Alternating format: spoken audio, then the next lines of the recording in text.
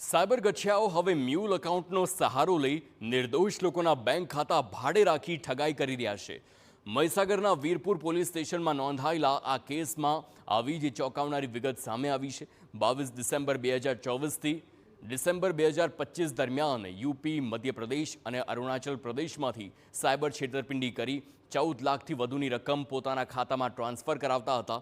તો ડેટા એનાલિસિસમાં 4 શંકાસ્પદ બેંક ખાતાઓ ટ્રેસ કરવામાં આવ્યા, જેનું નેટવર્ક વીરપુરના લીમરવાડા સુધી જોડાયેલું હોવાનું ખુલ્યું. ડિસેમ્બર 2025માં વીરપુરના લીમરવાડા ગામના દિલીપસિંહ ઠાકોરના ખાતામાં સાયબર ફ્રોડના નાણાં જમા થયા હતા, જેને લઈ ફરિયાદ નોંધાઈ હતી. ત્યારે પોલીસે તાત્કાલિક દિલીપસિંહની ધરપકડ કરી હતી અને તપાસમાં પોલીસને જાણવા મળ્યું કે આ એકાઉન્ટ તેના પિતરાઈ ભાઈ પોપટસિંહને તેમજ ગૌરાંગ સોનીને ભાડે આપ્યું હતું. તો હાલ પોલીસે અમદાવાદના વટવા જીઆઈડીસી અને વસ્ત્રાલ વિસ્તારમાં દરોડા પાડ્યા અને 2 મુખ્ય આરોપીઓ પોપટસિંહ જયસિંહભાઈ પરમાર અને ગૌરાંગભાઈ મુકેશભાઈ સોનીને દબોચી લીધા.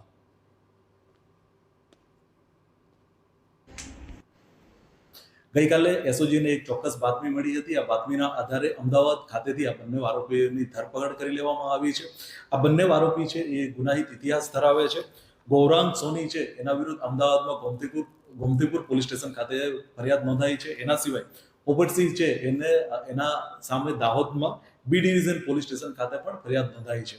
પોલીસ એ સમગ્ર દિશામાં તપાસ કરી રહી છે કે આ 2 આરોપી છે એના સિવાય અન્ય કોઈ ઈસમો પણ આ લોકો જોડે હતા કે કેમ, તેમજ બીજા કેટલા લોકો જોડે ઓનલાઈન ફ્રોડ કરવામાં આવ્યું છે.